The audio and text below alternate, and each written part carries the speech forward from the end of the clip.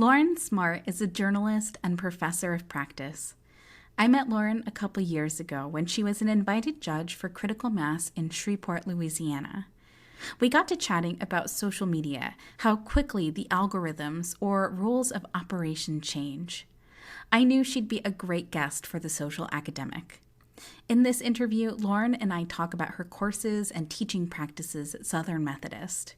And we talk about her work with Storytellers Without Borders, an initiative at the Dallas Public Library that helps train future journalists.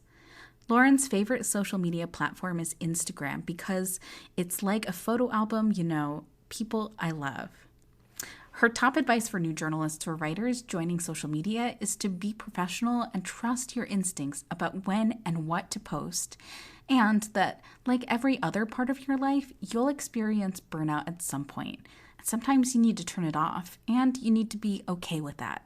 It's all on this episode of The Social Academic. All right, so today we're chatting with Lauren Smart, a professor of practice at Southern Methodist University. Hi, Lauren, how are you today? I'm great. How are you? I'm doing so well. So just to get us started, I'd love to hear a little bit about you.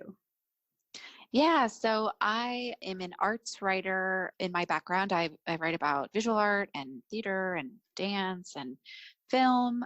And I started teaching at Southern Methodist University full-time 3 years ago. I was originally brought on to teach an arts writing class, and that sort of transitioned into more of a general journalism professor role. But I still write for the Dallas Morning News locally, and for some other places about art and theater. That's great. I'd love to hear a little bit more about your teaching life at Southern Methodist University. Yeah, so we have a small journalism program here. We have about 150 students in two different majors. We have a journalism major and a fashion media major. Ooh. Yeah, and I teach primarily the news reporting classes, so sort of the entry level journalism classes where we talk about AP style and ethics and reporting.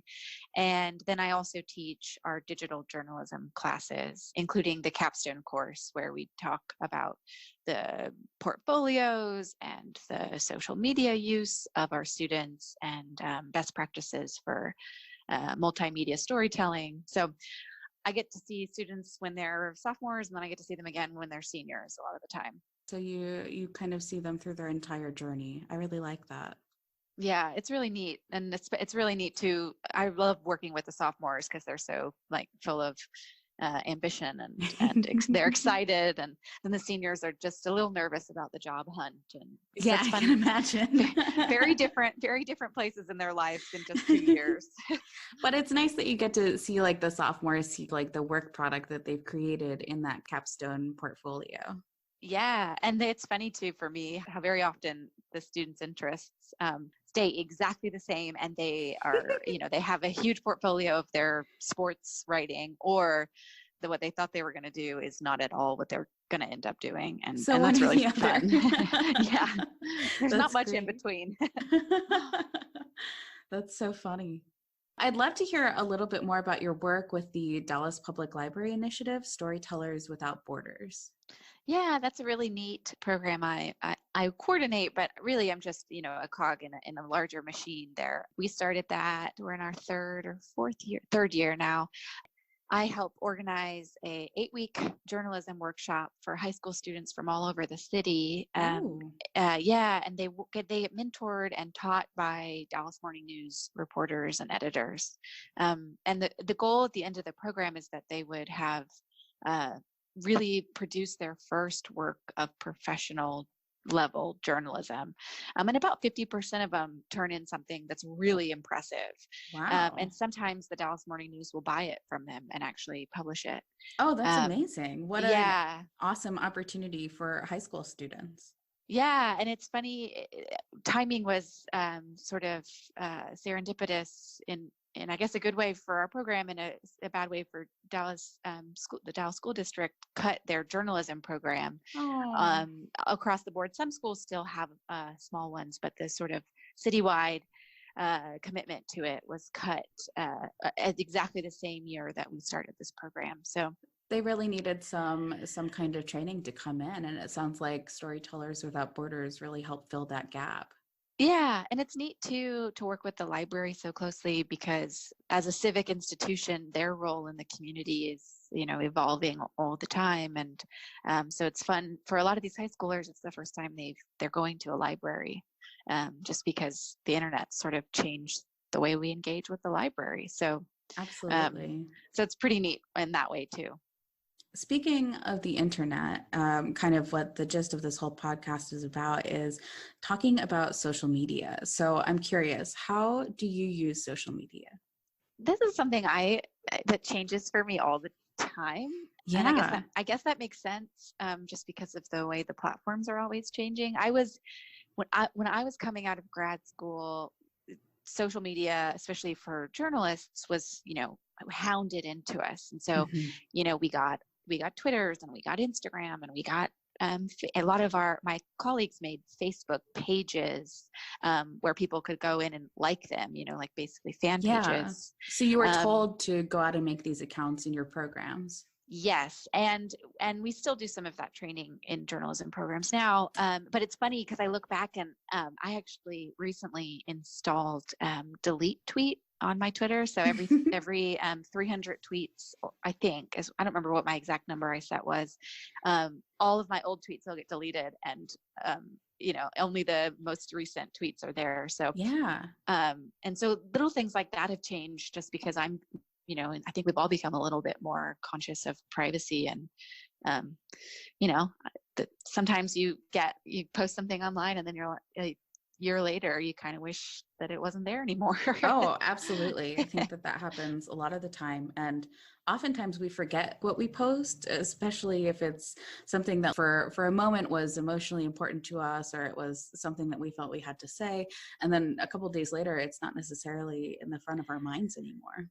Yeah. Yeah. And that's sort of like my personal thing is that I've been trying to be a little bit less on social media personally. Yeah. But I still use it, when I write a piece for the morning news, I still share it on all the platforms and help it reach eyeballs and things, sort of the practices that were trained in me from journalism school are still very much there. But I'm Absolutely. a lot more conscious of privacy and things like that lately. Yeah, privacy is becoming kind of more and more talked about. Like it's always been an issue, but I feel like people are starting to recognize practices that we can do in our own lives to help control what other people see and what access people have to the information and content we share. Yeah, and you just don't have any control over how people interpret you on the Yeah. internet, Mm. and I think that's that's frustrating to me because and it's also something I'm working on too. It's like, okay, the need for total clarity sometimes is I don't know, become increasingly important to me lately, and maybe not something I thought about 10 years ago. Oh yeah, absolutely. It's very easy to be misunderstood, I think. And there are people who kind of will take a tweet at face value without thinking about who's saying it, without thinking about the context of in which it's said. So being as clear as possible is a consideration that I definitely try to teach in my own trainings. Yeah. Yeah. But mostly I use social media to post pictures of my dog. So Which is like the best kind of content to encounter, cute pets. right.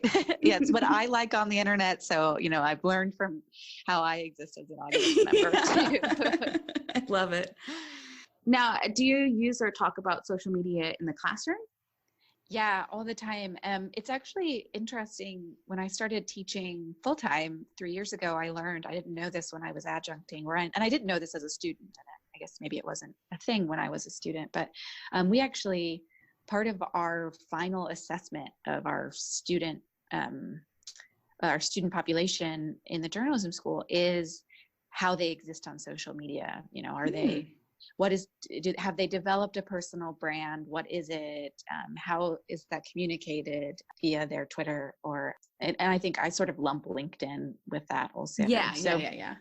Yeah. So thinking about being a professional online is something we talk a lot about in the classrooms. A lot of my colleagues will use like Twitter, especially as an assignment for the classes where they send them out and have them actually use it as a reporting tool. in the sense that they'll take a photo of something that's going on and explain it, or they'll Oh, okay. Yeah. or they'll like poll their followers to get some information about a story they might be working on. I'm finding myself doing that less and less. Oh, why? And I think it's tied up in my own personal interest in privacy online. Yeah. And I found, I just remember last year when the Facebook documentary came out. So the last couple of years when Facebook has sort of been going under this intense, what's the investigation or whatever. I found it harder and harder to justify forcing young people to, like, assigning young people the need to post on social media, just because I feel like it's overstepping some kind of boundary. Interesting. And I'm still not sure how to articulate that fully. It's something I just have been thinking a lot about when I put together assignments that I used to have, send this out on Twitter. And it's like, well, I think for me, I don't think I should be forcing them to do that. However, I do continue to, think through how you should brand yourself professionally on these sites. I just don't do as much assigning of the actual posts, if that makes sense. No, that does make sense. I ran a series of workshops for professional writing undergraduate students last spring, and I was surprised by how many of these undergrads just never used social media in their lives, and the ones that did used it sporadically in some occasions and didn't understand the platforms. There were a lot of things that I was surprised about, and knowing that these privacy issues exist, knowing that there's also like a lack of education about the privacy issues, definitely would play into my own assigning of those kinds of things as well. Yeah. What platforms do you find are the most popular when you teach things like that? Everyone who's young pretty much is on Instagram, Snapchat. TikTok is becoming really popular right now, which is a kind of newer short video type platform. Yeah. And of course, everyone loves YouTube. Whether or not they post on YouTube, everyone is like looking at YouTube for content. Yeah. I think it's so interesting. I mean, just in our classes, we are still ideas of, journalists need to be on Twitter and all of this. And I think that's probably true, but it's not where the young audiences are. And so much of the work we're doing in our department is thinking about how do you capture an audience. So it is interesting to start to think about those questions for me about, okay, so if the audiences are on these new platforms, is there a way to use them journalistically? How do we get that attention? Yeah, absolutely. What is your favorite social media platform? I'm probably the most partial to Instagram at this point. Instagram? Yeah. Because of the cute dog photos? Because of my dog. Yeah. No, but it seems like that's the one. So one of the values that I find from social media is connecting and staying connected with people I don't see all of the time. And I get so bogged down on Facebook and Twitter with everybody having to share their latest take on whatever's the latest news cycle. And so for me, the Instagram's nice because it's just pictures of what people are doing or their dogs or their babies. So I like that. It's like a photo album of, people I love. I really like that, a photo album of people that you love. One of the things that I really like about Instagram is that it's really good for telling stories. Like, people are more likely to tell the story behind the photo. Yeah. When I see it on Instagram versus like Facebook, it's more of an announcement. And Twitter, it's just like a passing phrase. I'm never quite sure what's going on sometimes when it's personal news or personal announcements. So I love Instagram for that. Yeah, and I think the Instagram's also got that addicting quality of the way that you scroll through it. And I've gotten more. I don't know if this is something you encounter in your own use of it, but I've gotten much more conscious of who I follow, because it's like I don't. When I'm like, oh, who is this person? I'll just go in and unfollow them now. I just don't follow people I don't know very well anymore. And I used to just follow everybody. Yeah, so like changing your practices on Instagram to figure out what works the best for you. And it sounds like what you're interested in is connecting with people you actually know. Yeah. Yeah, Yeah. I think that's smart. I think that that's something that changes a lot for people. Like people don't necessarily know what they like on social media, so they try something and then they realize they don't like that, and it's okay. Like it's totally okay to change how you're using a social media platform. Yeah. Yeah. And I hope to instill some of that in our students. I think that they'll have to use Twitter if their job requires it, but mostly these are such personal experiences that I hope that it doesn't ever feel like people are forcing them to be on Instagram if they don't want to be. Yeah, definitely. So you said that you connect mostly with your personal audience on social media. How do you most like to engage with them? Like, how do you most like to interact with those people? Well, that's a question I probably have not thought about in a way that that I maybe should. It depends on who it is. If it's someone who's following me primarily because they know me as a journalist or as a professor, or they're looking for some kind of specific thing from me, they're probably following me on Twitter. Hmm. Um, at which point I try on Twitter to either have something pithy to say about the arts or Dallas or journalism, and I'm either like trying to put out some kind of thoughtful or like sometimes funny commentary about Hmm. those topics on Twitter, um, mixed in with articles that I've written, and then also trying to go back and give feedback to people. I feel like that's the thing that I've learned about social media is that you kind of do get back from it what you put into it. Um, Yeah. so if you're just using it as a one-way communication, people really don't engage with your content. If you're just kind of like, here's what I'm doing, and you don't actually pay attention to anyone else. So I try to go in and like tweets that I think are funny or smart or thoughtful, and then retweet things that are relevant to people that maybe follow me, and then mix in with a picture of my dog every once in a while. But hey, pictures of your dog definitely help people feel more connected to you. I That's right. always love when I see people posting pictures of their pets because I'm like, yeah, I love my pet too. Now we are both pet lovers and we can be Correct. friends. And I take my dog to class with me a lot of the time, and Oh, do so you? yeah, so she's like a pretty regular part of my life on campus, which Oh, is I love nice. that. I bet your students really enjoy that. All right. So, my last question is, what advice would you give to new journalists or writers who are joining social media? I think the advice I would give right now, and it probably would be different in a year, depending on what happens Yeah. next year. But the advice that I would give right now is like uh, trust your instincts about what you think. Be professional and trust your Mm. instincts about when and what to post. But also, I think the thing that it took me too long to learn is that just like every other part of your life, you'll experience burnout at some point. Yeah. um, Mm. and so I think it's important to practice self-care online and on social media, which is to say sometimes you need to turn it off and you need and you need to be okay with that. It doesn't need to be a 24/7 thing. Absolutely. I think kind of the longer that social media is around too, the more time people are spending on it. Like the amount of time isn't going down, it's just going up.